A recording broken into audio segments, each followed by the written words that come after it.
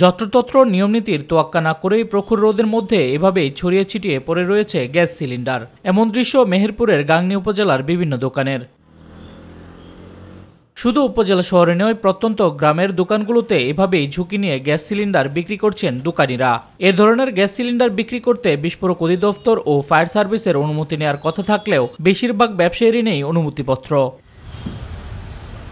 প্রখর রোদ ও খোলা আকাশের নিচে এভাবে গ্যাস সিলিন্ডার পড়ে থাকায় আতঙ্কিত ব্যবসায়ী ও পথচারীরা। তারা বলছে যে কোনো সময় ঘটতে পারে বড় ধরনের দুর্ঘটনা। 100% ঝুঁকির মধ্যে, আমরা যে কোনো মুহূর্তে ওটা বাস্ট করতে পারে। আপনারা যদি এই তাপমাত্রায় গ্যাস সিলিন্ডারগুলো বাইরে রাখেন, যে কোনো সময় যে কোনো দুর্ঘটনা ঘটতে পারে। গ্যাস সিলিন্ডার পাশ দিয়ে যাচ্ছে, একটা সময় কোনো একটা অঘটন ঘটে গেলে সেটা বড় একটা ক্ষতির দিক আমি মনে করি। 43 ডিগ্রি সেলসিয়াস তাপমাত্রার ভিতরে বিস্ফোরণ হলে সমস্ত দোকানদারের অসুবিধা, মানুষজনের চলাফেরা করার অসুবিধা। বিক্রেতারা যাতে লাইসেন্সবিহীন যেখানে সেখানে রেখে গ্যাস সিলিন্ডার বিক্রি না করে। কেবলমাত্র লাইসেন্সপ্রাপ্ত ব্যবসায়ীরা সুরক্ষা ব্যবস্থা ও দপ্তরের অনুমতি নিয়ে দাহ্য পদার্থ বিক্রি ও মজুত করতে পারে। তবে কেউ যদি অবৈধভাবে গ্যাস সিলিন্ডার বিক্রি করে তাদের বিরুদ্ধে ব্যবস্থা নেওয়া হবে বলে জানিয়েছে উপজেলা প্রশাসন।